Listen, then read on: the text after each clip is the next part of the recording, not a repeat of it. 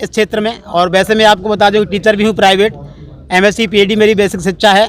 और मैं आप यही चाहता हूँ कि अपने दिव्यांग समाज को इतना ऊंचा लेके जाऊं कि हम में से भी कोई विधायक सांसद बनकर विधानसभा लोकसभा में बैठे। साफ साफ कह रहे हैं कि राजनीतिक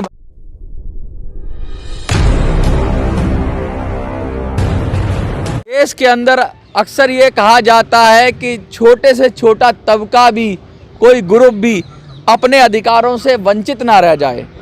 तब है असली लोकतंत्र, जब सबको सबका अधिकार मिले, सबको सबकी भागीदारी सुनिश्चित हो और सबको काम मिले। हम बात कर रहे हैं लोकतंत्र की, तो हम बात करेंगे आज से कुछ साल पहले तक। जब मोदी जी नहीं आए थे तो एक शब्द बड़ा प्रचलन में था, विकलांग। कहते थे कि विकलांग यानी जो किसी तरह से शारीरिक रूप से असमर्थ हैं या मानसिक रूप से असमर्थ हैं, उनको बोला जाता था विकलांग। लेकिन मोदी जी आए, मोदी जी ने कहा नहीं, विकलांग मत कहो, ये अपमानजनक है, आप इनको कहो दिव्यांग। दिव्यांग का मतलब कि कुछ ना कुछ इनके अंदर खूबी है, काबिलियत है, इसलिए सम्मान दिया, दिव्यांग बोला गया। दिव्यांग बोलने के साथ सम्मान दिया, लेकिन सूखा सम्मान, सूखी प्रशंसा से होता क्या है? आज जो दिव्यांगों की ज़रूरत है, जो दिव्यांगों की मूलभूत आवश्यकताएं हैं, जो दिव्यांगों की मांग है, उसका क्या सिर्फ नाम देकर, सिर्फ दिव्यांग बोलकर दिल बहलाने के लिए गालिब ख्याल अच्छा है कि बात की जाएगी? दिव्यांगों की असल में परेशानी क्या है? एक तो अपनी शारीरिक परेशानियों को झेलते हैं वो, जो कुदरत ने दे दी या किसी वजह से हो गई, जिस पर उनका बस नहीं है। दूसरा, समाज के अंदर वो हाशिए पे होते हैं, और जब सरकार भी अनदेखा कर देती है और ऐसी नीतियां बना देती है कि कहीं कुछ, तो लोग तो जंतर मंतर पर आएंगे ही। जंतर मंतर वो भूमि है, कहते हैं कि आंदोलन का मक्का या आंदोलन की काशी यही है। इस भूमि से जो भी आवाज़ उठती है कहीं ना कहीं सरकार तक जाती है, सरकार सुनती है। हम बात करेंगे। सर, नाम क्या है आपका?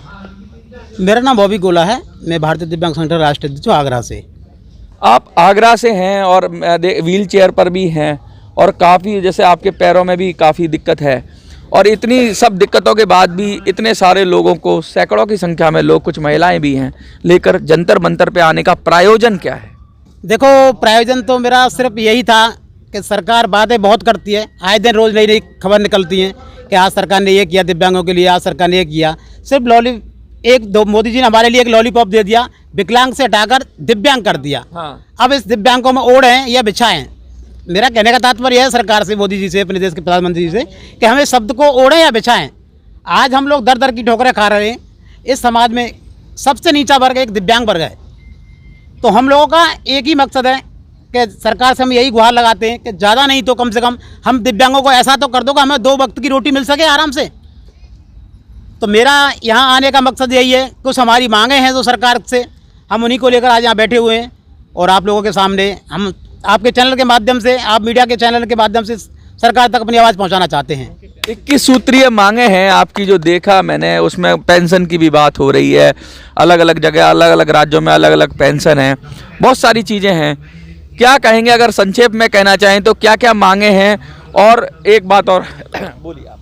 जैसा कि आपने कहा कि हमारी 21 सूत्री मांग है, ये तो हमने सिर्फ एक शॉर्ट में लिखी है 21 सूत्री मांग है, और दिव्यांग की तो जिंदगी भर की मांग है, क्योंकि हम लोग, भगवान ने हमें ऐसा कर दिया है कि हम लोग दूसरे के ऊपर डिपेंड है। लेकिन हम ये चाहते हैं कि आज हम अपने पैरों पर खड़े हो जाएं। तो आप कह रहे हैं कि संक्षेप में बताऊं, तो हम ये चाहते हैं सरकार से कि कुछ ना करे हमारे लिए, कम से कम हमें आवाज़ तो मुहैया कराए, एक छत तो मुहैया कराए, हम दिव्यांगों को रोजगार तो मिले जिससे हम अपना जीवन यापन कर सकें। आज हमारे साथ में इतनी महिलाएं खड़ी हुई हैं। आप कहाँ से आई हैं? मेरा नाम समीना उस्मानी है, भारतीय दिव्यांग संगठन की राष्ट्रीय अध्यक्ष महिला मंच हूँ। अच्छा। और हम सब लोग 21 सूत्रीय मांग लेके आए। जिंदगी में कितना संघर्ष है, परिवार में, अपने क्षेत्र में कितना संघर्ष का सामना करना पड़ता है? क्योंकि शारीरिक अक्षमता तो हो ही जाती है, उसको भी दरकिनार करके आप लोग मेहनत करते हो, और मुझे लगता है कि डबल मेहनत पड़ जाती होगी एक छोटे से छोटे काम को करने में। तो क्या लगता है? हमारे जीवन में रोज एक नया संघर्ष खड़ा हो जाता है, चाहे हमें घर में हो या सरकार से। ऐसी कोई दिन नहीं जाता जिसे हमें संघर्ष नहीं करना पड़े। संघर्ष के लिए हमेशा तैयार रहना पड़ता है हमें, क्योंकि बाहर जाओ तो प्रॉब्लम, घर में रहो तो भी प्रॉब्लम, हर बार हमें प्रॉब्लम्स का सामना करना पड़ता है। अब इन प्रॉब्लम्स के साथ सामना करते करते आज हमें पेंशन दी जाती है 1000 रुपये की, 1000 रुपये की पेंशन। इसको हम बच्चों को इसमें पढ़ाएं या गैस सिलेंडर भरवाएं, या हम लोग अलग अलग, जैसे दिल्ली में 3000 रुपये, कहीं कुछ। हमें नहीं चाहिए अपनी पेंशन, रखिए, हमें बिल्कुल नहीं चाहिए। हम सक्षम हैं, हमसे ज़्यादा शायद एजुकेटेड लोग कम होंगे यहाँ पर, जो सही लोग होते हैं, जो कि नॉर्मल लोग होते हैं, लेकिन हम एजुकेटेड भी होते हुए दर भटक रहे हैं। हम लोग क्या करें बताइए? हमारे नौकरी नहीं, पेंशन देते हैं 1000 रुपये, और 1000 रुपये की पेंशन में घर चलाओ और बच्चों को भी पढ़ाओ। और आजकल एजुकेशन में भी इतना इम्प्रूवमेंट है कि हम लोगों को फीस भरने में भी इतनी प्रॉब्लम आती है, लेकिन हम करते हैं क्योंकि हमें अपने बच्चों को भविष्य सिक्योर करना है। लेकिन फिर भी हम सरकार से कहेंगे, हमें नहीं चाहिए आपकी भीख, नहीं चाहिए हमें पेंशन, हमें चाहिए सिर्फ रोजगार, जिसके अकॉर्डिंग, जैसे कि कोई पढ़ा हुआ है उसके अकॉर्डिंग उसकी जॉब दीजिए। रोजगार की बात बहुत होती है, रोजगार तो है ही है। एक बात, आपके दर्द भी छलक आया, आंसू भी छलक आया आपके, और आप भाव विभोर हो गए। लेकिन ये बात बताइए कि कहते हैं कि दिव्यांगों की आबादी कई धर्मों की आबादियों से भी ज़्यादा, जैसे सिख की आबादी रख लो या फिर देश के अंदर क्रिश्चियंस की आबादी रख लो, उनसे भी ज़्यादा परसेंटेज आपके हैं, 4 से 5% ऐसा माना जाता है। इतनी बड़ी आबादी को सरकार दरकिनार कर रही है, क्या कारण है? सरकार दरकिनार इसलिए कर रही है क्योंकि दिव्यांगों में एकता नहीं है इस समय पर। अगर जिस दिन सभी दिव्यांग भारतवर्ष के एक हो जाएंगे और एकजुट हो जाएंगे तो सरकार पलट जाएगी। आज हम चाहें तो 3 सांसद चुन सकते हैं, 3 सांसद, इतनी पॉपुलेशन हमारे दिव्यांगों की है समाज में। लेकिन आज क्या है कि कोई दिव्यांग कहीं किसी संगठन का सदस्य बना हुआ है, कोई किसी का संगठन का सदस्य बना हो। तो मेरा यही आग्रह है मैं सभी दिव्यांग भाइयों से कि मैं चाहता हूं कि सभी लोग एक मंच पर आएँ और एक मंच पर खड़े होकर अपनी आवाज़ को सरकार तक पहुंचाएं, जिससे हम लोगों में भी इतनी क्षमता है कि हम लोग भी सांसद विधायक का चुनाव लड़ सकते हैं। लेकिन हमारी सीट तो आरक्षित करे सरकार, जिस तरह महिलाओं की सीट आरक्षित होती है, जहां तक कि किन्नर वर्ग की भी सीट आरक्षित हो गई है, तो क्या दिव्यांगों के लिए ऐसा खिलवाड़ क्यों हो रहा है? दिव्यांगों को आप रिजर्वेशन चाहते हैं, पॉलिटिकल रिजर्वेशन? बिल्कुल, विधानसभा लोकसभा सभी सीटों पर, जहां तक मैं तो चाहता हूं कि ग्रामीण प्रधान के भी लिए सीट जो आरक्षित होती है उसमें भी दिव्यांगों का कोटा होना चाहिए। दिव्यांग तो वैसे नॉर्मल सीट पर भी आ सकते हैं, क्योंकि ऐसा तो कुछ है नहीं। नॉर्मल पे आने के लिए क्या होता है, जैसे हमारे अभी एक विधायक राजस्थान से चुनाव लड़े थे, कानाराम जी, तो उनके लिए क्या है, जब तक हम लोगों को आरक्षण नहीं होगा वो निर्विरोध चुनाव लड़े थे। हमें चाहते हैं सरकार का हमारा इसमें हिस्सा होना चाहिए कोटे के हिसाब से, कि आपको 2% 3% जो भी भागीदारी आती है, जिससे क्या कहना चाहते हैं आप बताइए। जब से हमारे मोदी जी प्रधानमंत्री बने हैं तब से सरकारी नौकरियों की कमी आ रही है। जहां सरकारी नौकरियों की कमी आ रही है तो विकलांगों के जो अधिकार है, कोटा है, वो अपने आप स्वतः ही कम होता जा रहा है। और विकलांगों दिव्यांगों में बेरोजगारी बढ़ती जा रही है दिन रोज।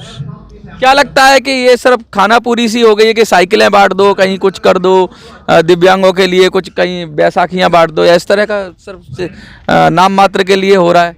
सरकार चुनाव के टाइम पर एक लॉलीपॉप देती है कि हम आपके आने वाले समय में इतनी पेंशन कर देंगे, और दिव्यांग भी आज का ऐसा रह गया है कि सिर्फ बैसाखी ट्राईसाइकिल के पीछे भग रहा है। मैं इन सभी दिव्यांग भाई बहनों से अपने से यही कहना चाहता हूँ कि बैसाखी ट्राईसाइकिल तो अपने पैसों से भी खरीद लोगे आप, सरकार से मांग करोगे, आपको रोजगार मिलना चाहिए, आपकी शिक्षा के अनुसार रोजगार मिलना चाहिए। मैं तो ये चाहता हूँ कि जिस भाई की परसेंट जितनी है 80% वाला तो उसको 80% हिसाब से कोटा दीजिए, जिसकी 60% उसको उस हिसाब से दीजिए, लेकिन कम से कम रोजगार तो दीजिए। रोजगार तो दीजिए, क्या कहेंगे आप? जब तक रोजगार नहीं मिलेगा जब तक दिव्यांग भटकता ही रहेगा। रोजगार नहीं मिलेगा तब तक दिव्यांग भटकता रहेगा। मैं पश्चिमी चंपारण बिहार से आया हूँ, ठीक है। मोदी जी ने विकलांग हटा कर दिव्यांग रखा, बहुत खुशी का बात हुआ और पूरे भारत में खुशी का माहौल लगा। लेकिन हम मोदी जी से पूछना चाहते हैं, सिर्फ दिव्यांग बदल देने से हो जाएगा?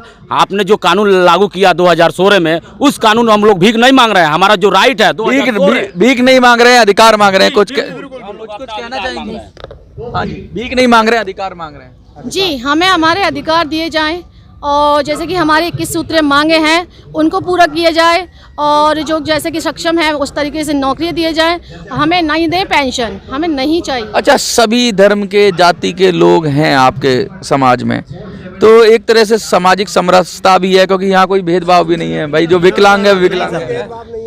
हम लोगों की सिर्फ एक ही जाति है, दिव्यांग समाज। ना कोई हमारा धर्म है, ना कोई हमारी जाति है, सिर्फ हमारा एक दिव्यांग समाज। हम इसी मंच को लेकर आगे बढ़ते हैं। हमारे यहाँ कोई छुआछूत नहीं होती है, कोई जातिवाद नहीं होती है, कोई धर्म नहीं होता है। अभी कितने संगठन में आगे की क्या योजनाएं, कहाँ तक पहुंचे आप लोग अपनी मांग को लेकर? मेरा करीबन 5 साल का अनुभव है इस क्षेत्र में, और वैसे मैं आपको बता दूं टीचर भी हूँ प्राइवेट, MSc PhD मेरी बेसिक शिक्षा है। और मैं आप यही चाहता हूँ कि अपने दिव्यांग समाज को इतना ऊंचा लेके जाऊँ कि हम में से भी कोई विधायक सांसद बनकर विधानसभा लोकसभा में बैठे। साफ साफ कह रहे हैं कि राजनीतिक भागीदारी सुनिश्चित होनी चाहिए दिव्यांगों की, और समाज को इस तरह से इस ऊंचाई पे लेके जाना चाहिए कि कल को जब ये खड़े हों सम्मान से, तो इनको भी इनके हक और अधिकार के लिए संघर्ष ना करना पड़े। सरकार को चाहिए कि जो इनकी मांग है किस सूरती है उस पर विचार करे। आज ये अपना मेमोरेंडम सरकार को देंगे और अपनी बात रखेंगे। नारे लग रहे हैं पीछे, हमारी मांगे, हमारी मांगे, हमारी मांगे, दिव्यांग एकता। देखते रहिए मिनी संसद।